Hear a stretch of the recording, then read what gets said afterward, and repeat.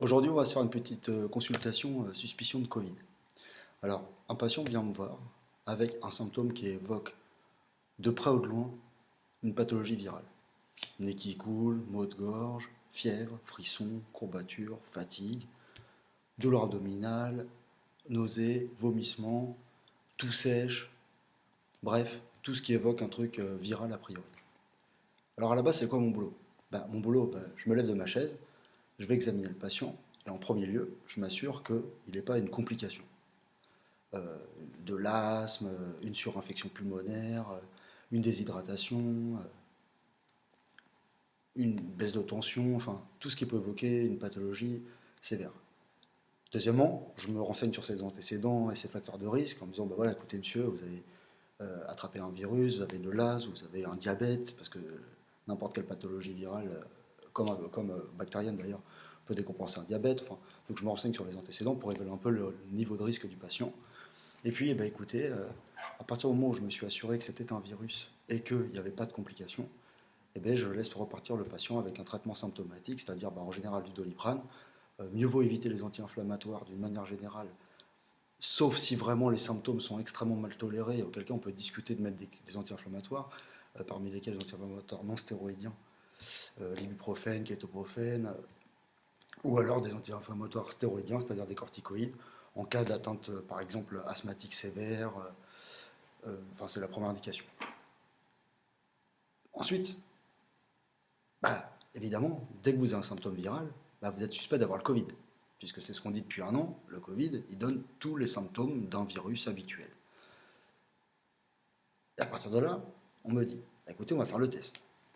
Donc, je prends ma boîte de test, je fais le test au patient, et puis, évidemment, si le test est positif, ça me permet de diagnostiquer le Covid quasi à 100%. Il y a très peu de faux négatifs avec les tests. Il y en a eu un peu avec les PCR, mais nettement moins depuis qu'on a réduit le nombre de cycles, c'est-à-dire que l'examen, on l'a adapté pour éviter d'avoir des faux positifs. Donc en gros, quand vous avez soit une PCR, soit un test antigénique positif, vous avez le Covid. À partir de là, qu'est-ce que je vais vous dire? Vous avez un virus, il faut vous isoler pendant 7 jours, en tout cas jusqu'à 48 heures après la guérison. Vous allez surveiller qu'il n'y ait pas de signe de complications, donc détresse respiratoire, douleur thoracique, essoufflement, enfin, déshydratation, enfin, je surveille qu'il n'y ait pas de complications, qu'il n'y ait pas de signe de surinfection, mais en l'absence de complications, je vais mettre en place un traitement symptomatique. Deuxièmement, je vais isoler mon patient pour pas qu'il transmette aux autres. Et troisièmement, je vais essayer de voir quelle personne il a croisé dans les 2 à 5 jours qui précèdent et à qui il aurait pu déjà transmettre le Covid et leur conseiller à eux aussi de s'isoler, ce qu'on appelle les cas contacts. Surtout ceux qui sont en étroit lien avec le patient, c'est-à-dire ceux qui vivent sous le même toit, par exemple, ou qui ont partagé un temps vraiment, on dit classiquement de plus d'un quart d'heure, dans un lieu clos et confiné, et en plus sans mesure barrière. Donc je vais m'encarder sur tous les gens que le patient a pu contaminer et essayer de les isoler. Et je vais aussi essayer de trouver parmi ceux qu'il a croisés dans les jours qui précèdent, donc dans les 1 à 14 jours, mais en général c'est dans les 5 jours qui précèdent, celui qui a pu lui transmettre le Covid. Et tout ce monde-là, je vais les isoler et les faire tester également. Donc, évidemment, quand le test est positif, on lance le branle-bas de combat. Mais ce qui m'intéresse, c'est qu'est-ce qui se passe si mon test est négatif? Alors, en recommandation, ce qu'on dit, c'est qu'on ne fait pas tout ça, mais on conseille quand même aux patients d'appliquer les mesures barrières pendant les jours où il est malade. Bon, mais il peut aller au travail, l'enfant, si c'est un enfant, il peut retourner en collectivité, enfin, test négatif. Mais attendez, réfléchissons un peu. Le test, aux connaissances actuelles de la science, il a entre 20 à 40% de faux négatifs pour ce qui est des tests antigéniques qu'on réalise en pharmacie et au moins en cabinet de médecine générale. Et la PCR est peut-être un peu moins faussement négative, mais encore qu'il y a des études qui ont montré que ça se valait à peu près. Mais enfin, disons, on dit classiquement la PCR c'est 20% de faux négatifs, et le test antigénique c'est 20 à 40%. Donc, premièrement, si vous êtes négatif, c'est pas du tout sûr que vous n'ayez pas le Covid. On peut se tromper dans à peu près 4, 2 à 4 fois sur 10. Et de toute façon, si c'est un vrai négatif, vous avez quand même un virus qui vous donne de la fièvre, des maux de tête, des courbatures, le nez qui coule, de la toux, des maux de ventre, des diarrhées, des vomissements. Et les virus, c'est contagieux.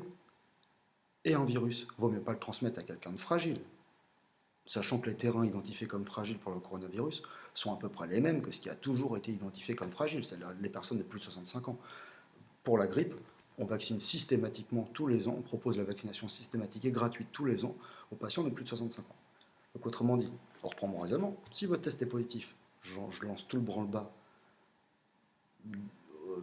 d'isolement et de dépistage des cas contacts autour d'un cas de Covid. Mais si le test est négatif, pourquoi je ferais différemment? Déjà, ça peut quand même être le Covid. Et deuxièmement, même si ce n'est pas le Covid, il s'agit d'un virus qu'il ne faut quand même pas transmettre, en particulier pas aux gens fragiles.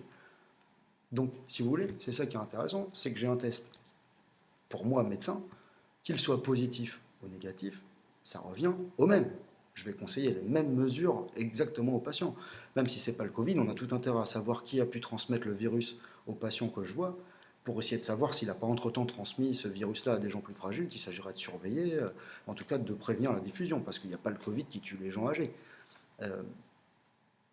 Donc, finalement, je vous fais un test qui m'est très bien payé, parce que ce test, on me le paye 46 € en tiers payant, sans avance des frais.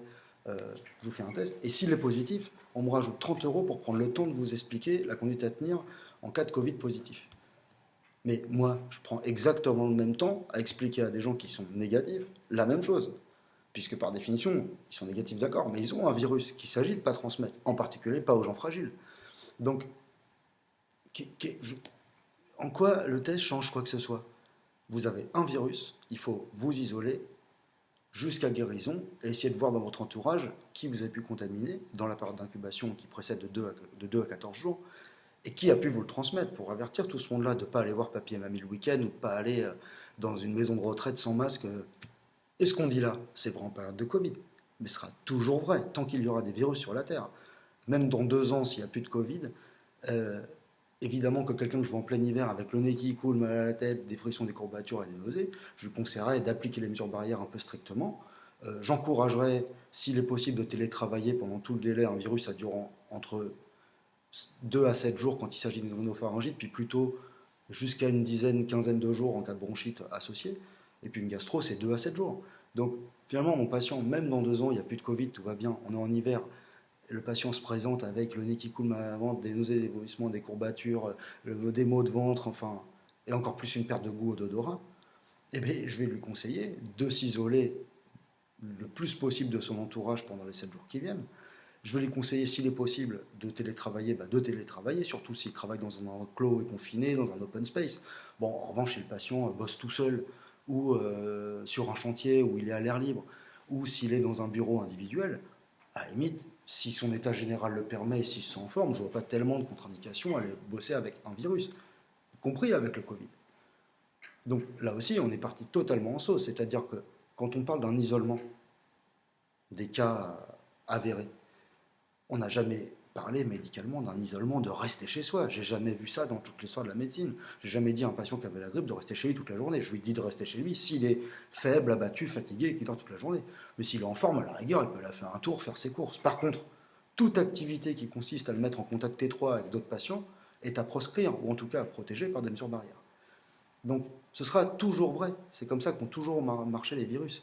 Et à la limite, le fait qu'il y ait le Covid, ça a pu mettre dans la tête le fait de se dire, bah, quand je suis enrhumé, j'ai le nez qui coule, machin, machin, encore une fois, quand j'ai un symptôme qui, de près ou de loin, évoque une pathologie virale, mieux vaut se laver les mains, porter un masque, éviter de se prendre des projections en pleine figure par quelqu'un qui vous tousserait dessus, mieux vaut éviter de rester dans un ascenseur ou une petite pièce pendant plusieurs heures. Bon, en revanche, le croiser à la plage ou à l'air libre, bon, c'est beaucoup moins gênant. Et ce sera toujours vrai avec tous les virus. Donc on est complètement parti en sucette. C'est-à-dire, ce qu'on parle médicalement, c'est un isolement de contact qui consiste à appliquer les mesures barrières. Et aux révolutions, c'est quelque chose qu'on sait depuis Pasteur. Depuis que les chirurgiens se sont mis à se laver les mains avant d'opérer les gens et à porter des masques lors des consultations médicales, ça s'est vachement mieux passé en termes d'infection. Donc, en gros, Covid ou pas, test positif ou non, culturellement, il faut apprendre à appliquer les bons gestes visant à prévenir la contamination par des virus. Donc, pour résumer, quand j'ai un symptôme qui, de près ou de loin, évoque une infection virale, je m'assure de n'avoir pas de complications, en particulier respiratoires, ou déshydratation, ou complications de TAR, décompensation cardiaque, décompensation de diabète, insuffisance rénale. Je m'assure d'avoir pas de complications. je me traite symptomatiquement, préférentiellement par du paracétamol et des traitements symptomatiques, et vraiment en dernier recours des anti-inflammatoires. Et j'avertis mon entourage, ce que j'ai vu les jours précédents, en disant on s'est vu, entre-temps j'ai un virus, peut-être que tu vas l'avoir, fais attention à tes proches. Et par contre, on essaye vraiment de s'isoler strictement du contact avec des gens fragiles qui nous entourent. Et ceci sera toujours vrai, test positif ou test négatif.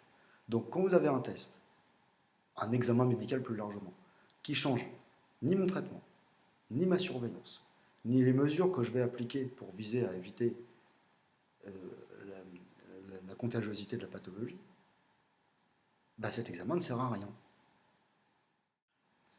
Et pour finir, on pourrait même observer qu'on utilise ce test à l'inverse de ce que la logique voudrait. C'est-à-dire que moi, ce test antigénique, il est indiqué chez des gens symptomatiques, de moins de 65 ans, puisque au-delà, comme ils sont à risque, on préfère leur faire une PCR pour avoir moins de faux négatifs qu'avec un test antigénique. Donc ce test, je vais le faire à des gens symptomatiques, de moins de 65 ans, qui n'ont pas a priori de grosse comorbidité, sinon je peux faire confirmer par un test PCR. Mais ces gens-là, ils ont un virus, donc ils doivent s'isoler de contact des autres. Je n'ai pas besoin du test pour leur dire ça. L'idée qui consiste à dire j'ai un test positif, donc j'applique toutes les mesures anti-Covid, et puis j'ai un test négatif, donc je les applique, mais un peu moins, c'est absurde, c'est une absurdité sans nom. Je les applique bien ou je les applique pas, mais il n'y a pas d'intermédiaire. Par contre, utiliser ce test à l'inverse, c'est des gens asymptomatiques, sujet d'une pathologie dont on sait qu'elle est à 90% asymptomatique.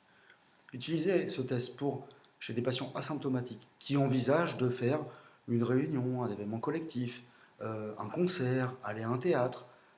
Alors là, ça pourrait être intéressant de dépister les quelques cas de porteurs sains, asymptomatiques, du coronavirus, pour viser à éviter l'extension de l'épidémie. Ce serait bien plus logique de faire dans l'autre sens. J'isole tous les gens symptomatiques de contact de leurs proches pendant 7 jours en surveillant qu'ils ne se compliquent pas. Et je teste des asymptomatiques qui souhaitent participer à des événements. Mais point 2, les mesures barrières fonctionnent. Moi, ça fait 1 an qu'il y a l'épidémie de Covid, je n'ai pas eu le Covid. Pourquoi? Parce qu'en tant que médecin, et je le faisais déjà avant l'épidémie, j'ai repris l'habitude de porter mon masque, de me laver les mains, d'essayer d'éviter de me faire tousser dessus quand j'examine un patient. Et aux révolutions, c'est ce qu'on devrait toujours faire. Les médecins réanimateurs avaient pris l'habitude de plus forcément porter leur masque tous les jours, pas forcément porter des gants sur les gestes invasifs. En fait, c'est des gestes qu'on aurait dû garder en prévention de toute pathologie virale, parce que le médecin anesthésiste qui soigne un patient qui se fait contaminer, s'il va voir mamie en maison de retraite, il contamine. Et c'est pareil pour tout le monde. Donc, les mesures barrières fonctionnent et elles évitent de se contaminer soi et de contaminer les autres. Et quelqu'un qui serait asymptomatique, ce serait pas mal de le tester pour en dépister avant d'aller se rendre à des événements collectifs ou publics. Mais en sachant qu'un porteur du Covid asymptomatique qui applique les mesures barrières a très peu de risque de contaminer son entourage, vraiment en dehors du partage d'un endroit clos et confiné pendant plusieurs heures, sans mesures barrières ou avec des mesures barrières levées de temps en temps, exactement comme à un repas ou dans un wagon de train. Si le patient baisse son masque pour boire un coup de temps en temps, il y a peu de risques qu'il contamine. Bon, en revanche, s'il passe 8 heures dans un avion pour aller en Guadeloupe, et bien là, par contre, 8 heures dans un avion en retirant régulièrement le masque ou plus d'un quart d'heure pendant l'heure du repas, là, il y a des contaminations, évidemment. Mais un porteur du Covid asymptomatique qui porte son masque et qui va voir une pièce de théâtre, a priori, ce n'est pas un risque majeur du tout. Ce patient-là, il a beaucoup plus de chances de contaminer son petit cluster, sa famille et ses amis, que les inconnus qu'il va croiser au théâtre avec un masque, et on était séparés d'une chaise sur deux, dans un théâtre qui, par définition, est une pièce d'un volume suffisant. Au final, la stratégie tester, tracer, isoler est une bonne stratégie de santé publique, évidemment, j'ai rien à dire là-dessus. Le problème, c'est tester qui? À la limite, plutôt les asymptomatiques, et puis on peut tester les symptomatiques, mais surtout faire des PCR pour suivre l'évolution du virus, des variants, surtout des éventuelles résistances aux vaccins en cours de développement. Donc, isoler, eh bien, évidemment, tout patient symptomatique doit s'isoler Mais attention, un isolement de contact qui fait appel au bon sens, c'est-à-dire il faut éviter de partager un endroit clos et confiné pendant plusieurs heures, en particulier avec des personnes fragiles et sans mesures barrières. Avec de mesures barrières, bon, vaut mieux éviter quand même, mais ça peut quand même passer si vraiment c'est indispensable. Rester chez soi et faire du télétravail quand on a un rhume ou une gastro, ce sera toujours vrai que c'est utile. Et à défaut, bah, bien se laver les mains, porter des masques. Donc isoler, oui, mais ce n'est pas un isolement chez soi pendant 14 jours obligatoire. Il faut simplement adapter ses activités et son rythme de vie au fait qu'on est malade et qu'il faut mieux éviter de contaminer les autres. Et protéger, bah, évidemment, mais qui? Bah, protéger les gens fragiles et à la limite les gens qui le souhaitent. C'est-à-dire, moi je peux comprendre que quelqu'un, même de jeune en bonne santé, sans antécédents et sans comorbidité, euh, puisse faire le choix de dire bah, moi, je me marie dans 15 jours, j'ai pas envie de choper un virus et je mets un masque pendant 15 jours.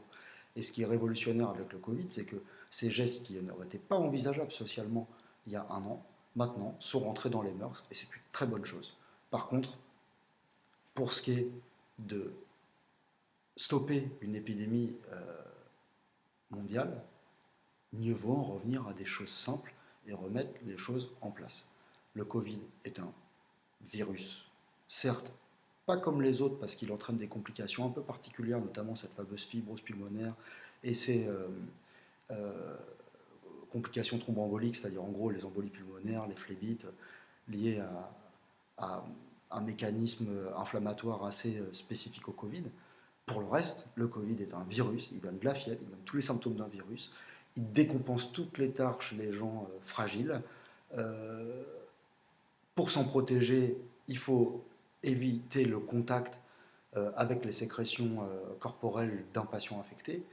Il est très souvent asymptomatique et donc B, lors de contact avec des gens à risque, mieux vaut, même en étant asymptomatique, appliquer des gestes d'hygiène standards simples. Mais la gravité de l'épidémie à l'heure actuelle, avec 0,05% de mortalité, avec une maladie qu'on sait de mieux en mieux prendre en charge, même si on n'a pas de traitement, on traite beaucoup mieux symptomatiquement et les gens meurent moins du Covid, même s'il y a le problème du Covid de long terme qui peut toucher également les jeunes et donner des séquelles à long terme. C'est une maladie qu'il vaut mieux pas avoir, mais elle n'est pas si grave que ça. C'est pas Ebola. On sait de mieux en mieux en traiter les formes graves. Pour les formes bénignes, c'est un traitement symptomatique habituel, comme ce qu'un médecin a toujours fait. En plus, maintenant, c'est une maladie pour laquelle on a développé un vaccin, et à l'image de la grippe, on pourra espérer vacciner les gens à risque, quitte à les revacciner lors de variants qui échapperont au vaccin sur le marché. On pourrait adapter les vaccins. En plus, on a mis en place une technologie à ARN.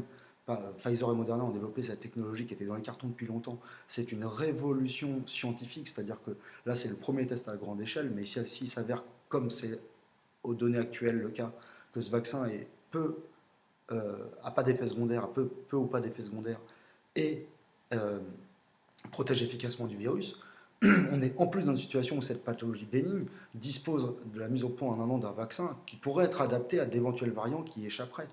Et il faudrait revacciner dans ces cas-là les patients à risque qui sont maintenant identifiés. Tout ça, on ne le savait pas il y a un an. Maintenant, on est à un an d'évolution de l'épidémie. Maintenant, on le sait. On a ces chiffres-là. Le Covid, c'est 60 000 morts sur 600 000 morts habituels, c'est-à-dire qu'on est passé de 600 000 à 660 000 morts, ce qui est énorme, ce qui est un drame.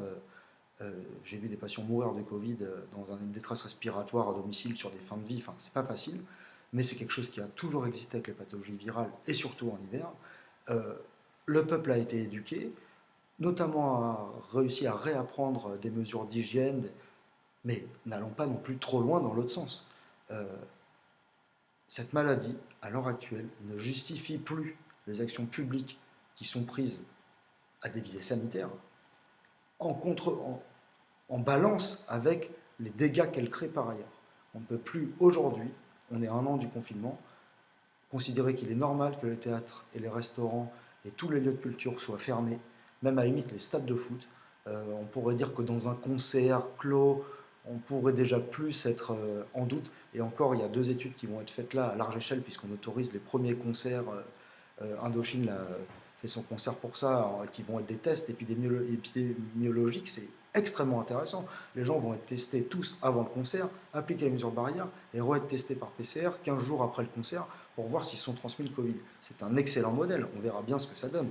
Moi je vous le dis, je suis médecin, il est clair que si tout le monde respecte ça, s'il n'y a personne qui a le Covid qui va à un concert, que tout le monde applique les mesures barrières et que tout le monde est dépisté 15 jours après pour voir qu'il n'y a pas un cluster qui naît, c'est idéal. À la limite, on pourrait proposer ça, on dit voilà, en fait, on fait les JO, mais tous les gens qui vont aux JO se font tester un petit peu avant, et puis voient dans les 15 jours qui suivent s'ils n'ont pas un rhume, auquel cas ils s'isolent et ils se font tester. Et les gens qui auraient, si on voit qu'apparaît un cluster, les asymptomatiques ayant participé à l'événement pourraient être testés. En fait, rouvrons les théâtres, laissons-nous vivre et faisons confiance au peuple et aux médecins, aux soignants plus largement, pour prendre en charge cette pathologie avec mesure.